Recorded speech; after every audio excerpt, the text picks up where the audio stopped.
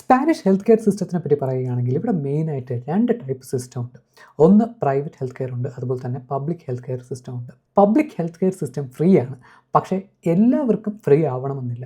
അത് നിങ്ങളുടെ റെസിഡൻസ് ടൈപ്പും അതുപോലെ തന്നെ വിസ ടൈപ്പും അതുപോലെ നിങ്ങളുടെ സോഷ്യൽ സെക്യൂരിറ്റി കോൺട്രിബ്യൂഷനും ഇങ്ങനെയുള്ള കുറച്ച് കാര്യങ്ങൾ ഡിപ്പെൻഡ് ചെയ്തിരിക്കും. സ്പെയിനിൽ മുഴുവനായിട്ട് ഒരു ഐഡിയ ഉണ്ട്, ഒരു സിസ്റ്റം ഉണ്ട്. പക്ഷേ അത് എങ്ങനെ ഇംപ്ലിമെൻറ്റ് ചെയ്യണം എന്നുള്ളത് ഓരോ ഓട്ടോണോമസ് കമ്മ്യൂണിറ്റിയുടെ ഡെസിഷനാണ്. എന്ന് വെച്ചാൽ ഓഫീസ് നെയിം, നിങ്ങളുടെ ഹെൽത്ത് കാർഡ്, നിങ്ങൾ അപ്പോയിൻമെൻ്റ് എടുക്കുന്ന രീതി, മൊബൈൽ ആപ്ലിക്കേഷൻ, ഇങ്ങനെയുള്ള കാര്യങ്ങൾ ഓരോ സിറ്റിക്കും അല്ലെങ്കിൽ ഓരോ ഓട്ടോണമസ് കമ്മ്യൂണിറ്റിക്കും ഓരോന്നായിരിക്കും. പിന്നെ ഇവിടുത്തെ public health care system work ചെയ്യുന്നത് നമ്മൾ കൊടുക്കുന്ന ടാക്സ് വെച്ചിട്ടാണ്. ആ ഒരു പേയ്മെൻറ്റ് ആദ്യമേ നമ്മുടെ സാലറിയിൽ നിന്നോ അല്ലെങ്കിൽ നമ്മുടെ ഇൻകത്തിൽ നിന്നും ടാക്സ് ആയിട്ട് എടുക്കും. സോ അതിൽ നിന്നുമായിരിക്കും നമുക്ക് ആ ഒരു ട്രീറ്റ്മെൻറ്റ് കിട്ടുന്നത്. നമ്മുടെ ഇവിടുത്തെ ഹോസ്പിറ്റൽസ് എന്ന് പറയുന്നത്, പബ്ലിക് ഹോസ്പിറ്റൽസ് എന്ന് പറയുന്നത് അത്യാവശ്യം നല്ല രീതിയിൽ എല്ലാ ഫെസിലിറ്റീസും നല്ല ഡോക്ടേഴ്സും എല്ലാം ഉള്ള ഹോസ്പിറ്റൽസാണ്. പിന്നെ ഓൾമോസ്റ്റ് എല്ലാ സിറ്റീസിലും അവിടെ ഇവിടെയായിട്ട് കൊച്ചു കൊച്ചു ഹെൽത്ത് സെൻറ്റേഴ്സ് ഉണ്ടാവും. ഇവിടെ മദ്രിദിൽ അതിനെ സെൻട്രോ സലൂദ് എന്നാണ് പറയുന്നത്. അത് ഇവർ ഡിസൈൻ ചെയ്തിരിക്കുന്നത്, ഇവർ ലൊക്കേറ്റ് ചെയ്തിരിക്കുന്നത് ആ ഒരു നെയ്ബർഹുഡിലുള്ള ആൾക്കാർക്ക് വളരെ പെട്ടെന്ന് ആക്സസ് ചെയ്യാൻ പറ്റുന്ന രീതിയിലാണ്. ഇപ്പോൾ ഞങ്ങളുടെ കേസ് നോക്കുകയാണെങ്കിൽ ഞങ്ങളുടെ അപ്പാർട്ട്മെൻറ്റിൽ നിന്ന് ഒരു 2 മിനിറ്റ് നടക്കുകയാണെങ്കിൽ ഇവിടുത്തെ സെൻട്രോ സലൂദ് എത്തും. സോ നമുക്ക് അവരുടെ ആപ്ലിക്കേഷൻ യൂസ് ചെയ്തുകൊണ്ട് ഒരു അപ്പോയിൻമെൻറ്റ് എടുത്തിട്ട് ആ അപ്പോയിൻമെൻ്റ് ഉള്ള സമയത്ത് നമ്മൾ കറക്റ്റ് ചെല്ലുകയാണെങ്കിൽ അവർ നമ്മളെ അറ്റൻഡ് ചെയ്യുന്നതായിരിക്കും. ഇവിടുത്തെ public health care system avail ചെയ്യാൻ പറ്റുന്ന ഓരോ റെസിഡൻസിനും അവരുടേതായ താർഹെത്ത സാനിറ്റാരിയ എന്ന് പറയുന്ന ഒരു കാർഡ് ഉണ്ടാവും. ഈ ഒരു കാർഡ് വെച്ചിട്ടായിരിക്കും നമ്മുടെ ഇവിടുത്തെ എല്ലാ മെഡിക്കൽ പ്രൊസീജിയറും ചെയ്യുന്നത്. അതും ഞാൻ നേരത്തെ പറഞ്ഞ പോലെ ഓരോ സിറ്റിക്കും ഓരോന്നാണ്. മദ്രിദിലാണ് ഞാൻ പറഞ്ഞ താർഹെത്ത സാനിറ്റാരിയ എന്ന് പറയുന്ന കാർഡ്. ആ ഒരു കാർഡ് വെച്ചിട്ടായിരിക്കും നമ്മുടെ എല്ലാ മെഡിക്കൽ റെക്കോർഡ്സും, അതുപോലെ തന്നെ നമുക്ക് ഏതെങ്കിലും ഫാർമസിയിൽ പോയി മെഡിസിൻ വാങ്ങണമെങ്കിൽ ആ ഒരു കാർഡ് കൊടുത്തിട്ടായിരിക്കും നമ്മൾ മെഡിസിൻ വാങ്ങുന്നത്.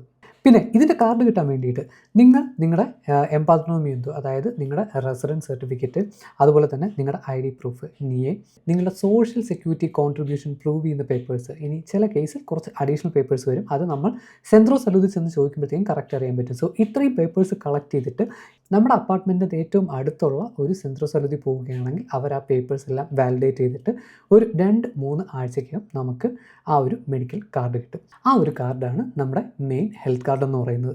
നമ്മൾ ഇതുപോലത്തെ സെൻട്രോ സലൂദിലൊക്കെ പോകുമ്പോഴത്തേക്കും അവർ നമ്മൾ ട്രീറ്റ് ചെയ്തിട്ട് നമുക്ക് എന്തെങ്കിലും മരുന്ന് വാങ്ങണമെങ്കിൽ ആ മരുന്നിൻ്റെ ഇൻഫർമേഷൻ ചിലപ്പോൾ അവർ ആ കാർഡിൻ്റെ കോഡിലായിരിക്കും അവർ റെക്കോർഡ് ചെയ്യുന്നത്.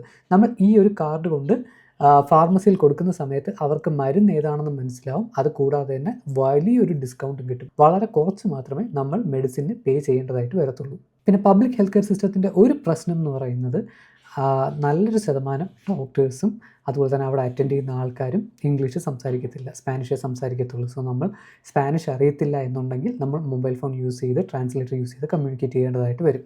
പിന്നെ ചില സമയത്ത് നമുക്ക് പെട്ടെന്ന് ഒരു അപ്പോയിൻമെൻറ്റ് കിട്ടാൻ പാടായിരിക്കും. നമ്മളിപ്പോൾ ബുക്ക് ചെയ്യുകയാണെങ്കിൽ ചിലപ്പോൾ അടുത്ത ആഴ്ച അല്ലെങ്കിൽ അതിൻ്റെ അടുത്ത ആഴ്ച നമുക്ക് അപ്പോയിൻമെൻറ്റ് കിട്ടത്തുള്ളൂ. അങ്ങനെ ഒരു ഇഷ്യൂ ഉണ്ട്. ഇൻ കേസ് നിങ്ങൾക്ക് ഇതിൻ്റെ ഇടയിൽ എന്തെങ്കിലും അർജൻറ്റായിട്ടുള്ളൊരു ഇഷ്യൂ വരികയാണെങ്കിൽ നിങ്ങൾക്ക് ഈ അപ്പോയിൻമെൻ്റ് ഒന്നും ഇല്ലാതെ തന്നെ സെൻട്രോ സലൂദിൽ പോകാൻ പറ്റുന്നതാണ്. അവിടെ ഉർഹൻസിയ എന്ന് പറയുന്ന ഒരു സെക്ഷൻ ഉണ്ടാകും. നമ്മുടെ നാട്ടിലുള്ള എമർജൻസി അല്ലെങ്കിൽ അർജൻസി സെക്ഷൻ പോലെ ഇവിടെ ഉർഹൻസിയ എന്ന് പറയുന്ന ഒരു സെക്ഷൻ ഉണ്ടാകും. അവിടെ ചെന്നിട്ട് എന്താണ് കാര്യം എന്ന് പറയുകയാണെങ്കിൽ നമ്മുടെ സിവിയറിറ്റി അനുസരിച്ചിട്ട് അവർ നമ്മളെ പെട്ടെന്ന് അറ്റൻഡ് ചെയ്യുന്നതായിരിക്കും. എന്നിട്ട് ബാക്കി ഉള്ള പേഷ്യൻസിൻ്റെ അല്ലെങ്കിൽ അവിടെ ഡോക്ടറെ കാണാനിരിക്കുന്ന ആൾക്കാരുടെ പ്രയോറിറ്റിക്ക് അനുസരിച്ചായിരിക്കും അവർ വിളിക്കുന്നത്. ഈ മരുന്നിൻ്റെ കാര്യം ഒഴിച്ച് ബാക്കി എല്ലാ കാര്യങ്ങളും, ട്രീറ്റ്മെൻറ്റും ടെസ്റ്റും അങ്ങനെയുള്ള എല്ലാ കാര്യങ്ങളും കവേർഡായിരിക്കും. പിന്നെ ഡെൻ്റൽ ഹെൽത്ത് കെയറിനെ പറ്റി പറയുകയാണെങ്കിൽ ബേസിക് ആയിട്ടുള്ള കുറേ കാര്യങ്ങൾ പബ്ലിക് ഹെൽത്ത് കെയർ സിസ്റ്റം കവേർഡാണ്. ഒരു എക്സാമ്പിൾ പറയുകയാണെങ്കിൽ ബേസിക് ഡയഗ്നോസിസ്, അതുപോലെ തന്നെ പ്രിവെൻഷൻ ചെക്ക്, ഇങ്ങനെയുള്ള കാര്യങ്ങളെല്ലാം കവേർഡാണ്.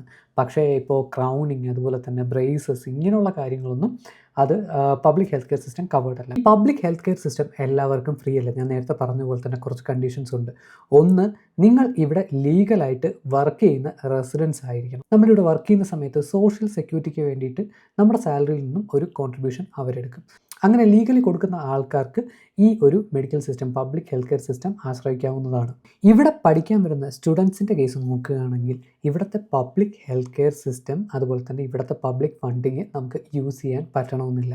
സാധാരണ കേസിൽ നിങ്ങൾ വിസയ്ക്ക് അപ്ലൈ ചെയ്യുന്ന സമയത്ത് ഒരു മാൻഡേറ്ററി ഡോക്യുമെൻ്റാണ് സ്റ്റുഡൻറ്റിൻ്റെ സൈഡിൽ നിന്നുമുള്ള ഒരു ഇൻഷുറൻസ് കവറേജ്. ആ ഒരു കവറേജ് ഉണ്ടെങ്കിൽ മാത്രമേ നിങ്ങളുടെ വിസ പ്രോസസ്സും ചെയ്യത്തുള്ളൂ. മോസ്റ്റ് കേസസിലും അങ്ങനെയാണ്. സോ ഇവിടെ വന്നിട്ട് നിങ്ങൾക്ക് ആ ഒരു ഇൻഷുറൻസേ യൂസ് ചെയ്യാൻ പറ്റത്തുള്ളൂ. ഇവിടുത്തെ public health care system use ചെയ്യാൻ പറ്റണമെന്നില്ല. പ്രൈവറ്റ് ഹെൽത്ത് സിസ്റ്റത്തിനെ പറ്റി പറയുകയാണെങ്കിൽ സ്പെയിനിൽ ഒരുപാട് പ്രൈവറ്റ് ഹോസ്പിറ്റലുകളുണ്ട്. അതുപോലെ തന്നെ പ്രൈവറ്റ് ഇൻഷുറൻസുകളുണ്ട്. പ്രൈവറ്റ് ഇൻഷുറൻസ് ഇല്ല എങ്കിൽ നമുക്ക് പ്രൈവറ്റ് ഹോസ്പിറ്റലിൽ പോകുമ്പോഴത്തേക്കും നമ്മൾ ഓരോ ട്രീറ്റ്മെൻറ്റിനും ഓരോ കൺസൾട്ടേഷനും ടെസ്റ്റുകൾക്കും എല്ലാം നമ്മൾ പേ ചെയ്യേണ്ടി വരും. അത് അത്യാവശ്യം വലിയൊരു എമൗണ്ടാണ്. പക്ഷെ നമുക്ക് പെട്ടെന്ന് അപ്പോയിൻമെൻറ്റ് കിട്ടും. ചിലപ്പോൾ ഇംഗ്ലീഷ് സംസാരിക്കുന്ന ഡോക്ടേഴ്സ് ഉണ്ടാവും. അങ്ങനെ കുറേ കൺവീനിയൻസും അതിൻ്റെ കൂടെ വരും. പക്ഷേ ഇതൊക്കെ കവർ ചെയ്തുകൊണ്ട് ഒരുപാട് പ്രൈവറ്റ് ഇൻഷുറൻസ് ഉണ്ട്. ഒരു എക്സാമ്പിൾ പറയുകയാണെങ്കിൽ ആദിസലാസ് അല്ലെങ്കിൽ സാനിത്താസ്, ഇങ്ങനെ കുറച്ച് ഇൻഷുറൻസ് ഉണ്ട്. ഈ ഇൻഷുറൻസ് എടുക്കുകയാണെങ്കിൽ നമുക്ക് ഡോക്ടറെ പോയി കാണുന്നതിനും ട്രീറ്റ്മെൻറ്റിനും ഓരോ എക്സാം ചെയ്യുന്നതിനും, ഇപ്പോൾ അൾട്രാസൗണ്ട് സ്കാനിങ് ആണെങ്കിലും ബ്ലഡ് ടെസ്റ്റ് ആണെങ്കിലും എന്ത് ടെസ്റ്റ് ചെയ്യാനാണെങ്കിലും ആ ഒരു ഇൻഷുറൻസ് കവേർഡ് ആയിരിക്കും. നമുക്കിവിടുത്തെ ഫാർമസിയിൽ നിന്നും മരുന്ന് വാങ്ങണമെങ്കിൽ അത് പ്രൈവറ്റ് ഇൻഷുറൻസ് കവേർഡ് ആയിരിക്കത്തില്ല. ഒരു കാര്യം ശ്രദ്ധിക്കാനുള്ളത്, ഈ കവറേജ് നിങ്ങളെടുക്കുന്ന പ്ലാൻ ഡിപ്പെൻഡ് ചെയ്തിരിക്കും. പിന്നെ ഞങ്ങൾ ഇവിടെ വന്ന സമയത്ത്, ഞങ്ങൾ സ്പാനിഷ് പഠിച്ചുകൊണ്ടിരുന്ന സമയത്ത് എന്തെങ്കിലും മെഡിക്കൽ എമർജൻസി വരികയാണെങ്കിൽ ഡോക്ടറെ കാണാൻ വേണ്ടിയിട്ട് ഞങ്ങൾ പ്രൈവറ്റ് ഇൻഷുറൻസ് എടുത്തായിരുന്നു. എല്ലാം കവർ ചെയ്യുന്ന അതിസലാസിൻ്റെ ഒരു പ്ലാനാണ് എടുത്തത്. സോ ആ ഒരു പ്ലാൻ ഉണ്ടായിരുന്നതുകൊണ്ട് എനിക്ക് ഒരു ഓറൽ സർജറി വന്ന സമയത്ത് ഒരുപാട് ടെസ്റ്റുകൾ ചെയ്യേണ്ടി വന്നു. ബ്ലഡ് ടെസ്റ്റ് ചെയ്യേണ്ടി വന്നു. ഈ അനസ്തേഷ്യ കൊടുക്കുന്ന സമയത്ത് എന്തെങ്കിലും അലർജിയോ അങ്ങനെ എന്തെങ്കിലും ഉണ്ടോ ഇല്ലെന്ന് അറിയാൻ വേണ്ടിയിട്ടുള്ള ടെസ്റ്റ് ചെയ്യേണ്ടി വന്നു. അതുപോലെ തന്നെ പല്ല് നെർവിൻ്റെ എത്ര ക്ലോസ് ആയിട്ടാണെന്ന് അറിയാൻ വേണ്ടിയിട്ട് കുറച്ച് എക്സ്റേയും MRIയും ഇങ്ങനെയുള്ള കാര്യങ്ങളെല്ലാം എടുക്കേണ്ടി വന്നു. ഈ കാര്യങ്ങൾ എല്ലാം ഇൻക്ലൂഡിങ് സർജറി, എല്ലാ കാര്യങ്ങളും ഈ ഒരു അതിസലാസ് എന്ന് പറയുന്ന കാർഡ് വെച്ച് കവേർഡ് ആയിരുന്നു. നമ്മുടെ കയ്യിൽ നിന്നും ഒന്നും കൊടുക്കേണ്ടി വന്നില്ല. ആകെപ്പാടെ കൊടുക്കേണ്ടി വന്നത് നമുക്ക് ഈ ഒരു പ്രോസസ്സ് കഴിഞ്ഞിട്ട് കഴിക്കാനുള്ള കുറച്ച് ആൻറ്റിബയോട്ടിക്സിനും അതുപോലെ തന്നെ കുറച്ച് മരുന്നുകൾക്കും വേണ്ടിയിട്ട് മാത്രമേ നമുക്ക് പേ ചെയ്യേണ്ടതായിട്ട് വന്നുള്ളൂ.